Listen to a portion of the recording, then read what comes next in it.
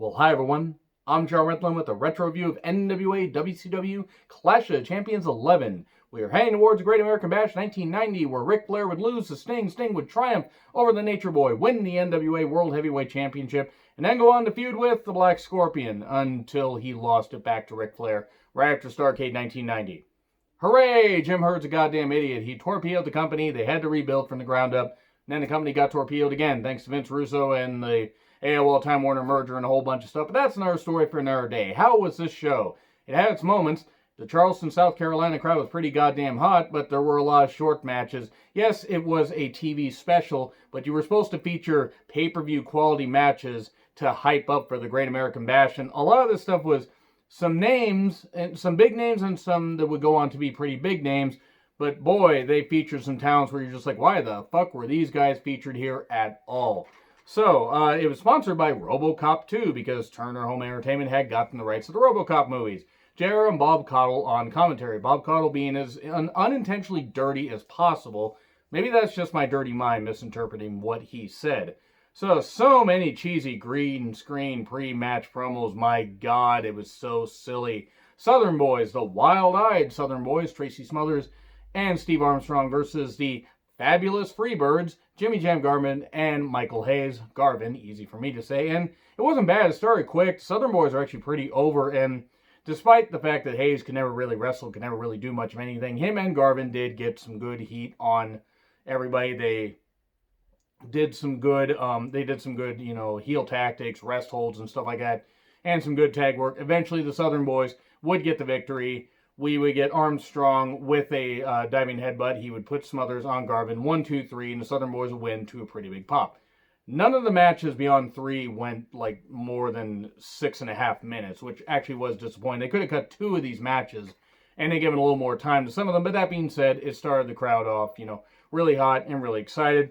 And then we have Tommy Rich versus Bam Bam Bigelow. And Tommy Rich, goodness me, he got booed heavily. And this match went under 4 minutes. Bam Bam Bigelow would not release a chokehold and got disqualified. There you go. That's your lot right there. That was pretty much the match, right? There wasn't a lot to some of these matches. So I'm probably going to skip over some of the fire details. There really wasn't much here. So we then have a big Van Vader video package showing how he's, going to be coming to the Great American Bash 1990 and still when he was working in Japan. And my God, big Van Vader. There was somebody that Vince McMahon really screwed up and Shawn Michaels really screwed up. And he should have been WWF champion at one point. So we have Gary Michael Capetta interviewing Elegante, the future Giant Gonzalez, in Spanish no less. It was a pretty good interview. It was nice to hear from Elegante, who was a really nice guy and didn't fucking belong in wrestling at all. My God, he was terrible. He tried. He just wasn't very good. Tom Zink, the Z-Man, versus Captain Mike Rotunda, when Mike Rotunda was no longer part of the varsity club, almost said varsity squad, not Monster Squad. He was going to go on to be IRS pretty soon in WWE. They took on the Samoan SWAT team, which was Fatu and the Samoan Savage, and this is Tom Zink match. I mean, Tom Zink looked better in tag teams because he wasn't a very good singles wrestler. He wasn't bad, he just wasn't great. He wasn't very distinguishable from a lot of people. Now, he had won the TV championship at one point, and it just didn't really work. It was like really not a very good idea. So this was also before he did that, crossbody into space or whatever, when I believe he took on Primetime Brian Lee. So yeah, the pace was fine. Actual quotes from Bob Caudle: they like it down and dirty. They want to dart in and out. Good job, Bob. I don't want to know what you were doing behind the scenes. And then the switcheroo where Rotunda gets an inside cradle on Fatu 1, 2, 3. And then we get Mean Marcellus with Paul Heyman versus Flying Brian Pillman. And I can tell you, it's a great thing that we were actually able to see Mean Marcellus, the future Undertaker, and Paul Heyman work here once. They never worked another program together. They never had any other TV time. So it's so great that, except in totally kidding, the streak broken and all that. And oh yeah, Heyman controlling the urn to try and control the Undertaker, the Concrete Crypt match. Remember that bullshit. I'm not going to forget it, and neither can you. So yeah, he took on Flying Brian Pillman. Callis essentially just destroyed him.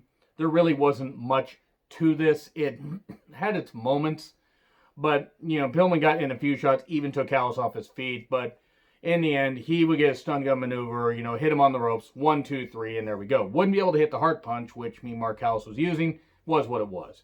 Rock and Roll Express versus the Midnight Express with Jim Cornette for the U.S. Tag Team Championships, and this was fucking terrific, as you would expect. Not their best match, of course. They had better matches in previous years, even previously in 1990. I believe at Wrestle War 1990, I believe they had a match, and it was actually a really, really good match. About twice as long as this. Now, this was 12 minutes, and it was the longest match on the show, and it should have been, because these teams are fucking terrific. So, while they had to rush some things, they did good work here. It was really well done, and in the end, there would be, Stan would stop one of the Rock and Roll from topping Bobby. Stop him, he would grab the ref would call for the DQ. So, there you go. Midnight Express lose by DQ, but keep the U.S. Tag Team Championships. And then we see Doug Furnas versus Barry Windham. It was a power-for-power match. It wasn't all that bad. Doug Furnas, I have no memory of Doug Furnas really being in WCW for long.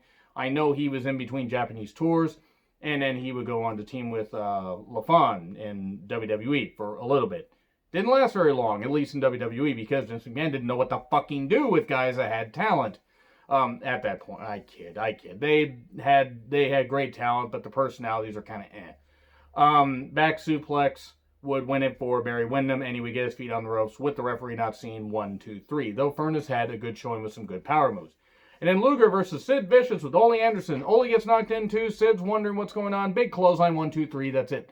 26 seconds. This match was over in 26 seconds. We then get the Steiners versus Doom, the team of Doom. And now the Morbo gif is in my head. It was an NWA World Tag Team Championship match. Teddy Long there, of course, he has to be involved with Holla Holla Holla tag team matches. And it wasn't that bad. It was, anytime you get these teams together, you're at least going to get a decent match. This is actually pretty good. Not their best match, of course, but the big strong boys. There was an international object, not foreign object, because Ted Turner wouldn't allow that. And 1, 2, 3, Doom retains. Of course, they retain. That way, the Steiners have an out. But Doom retains. And would go on, I think, to hold the championships until the following February. I'm trying to think here, because I think they did lose him about in February, and then Reed and Simmons would feud, and then Reed would be gone, except for like one little brief appearance during the Watts era, because Reed had wrestled so long that he was like pretty much done full time after this, because Doom was all about getting Ron Simmons ready, and Reed and him were an incredible tag team. We then get a JYD promo talking about, I think he's going to eat Ric Flair. I'm not exactly sure. JYD wasn't really in a good mind at this point. Paul Orndorff versus Arn Anderson. Hooked this match directly into my veins. Don't do drugs, kids. But this is actually a great match, as you would expect. Good technique. At one point, Bob Caudle says, boy, he's punishing Anderson here. Seriously. Good Lord.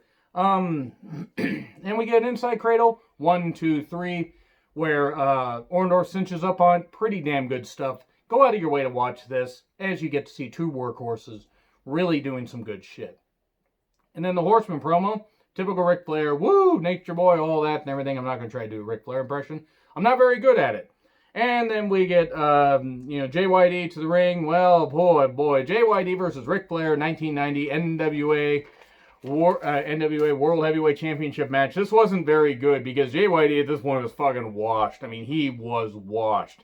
He wasn't in his right head. He'd gained weight, a lot of stuff and everything. And I'm not knocking the guy. I'm just pointing out the facts.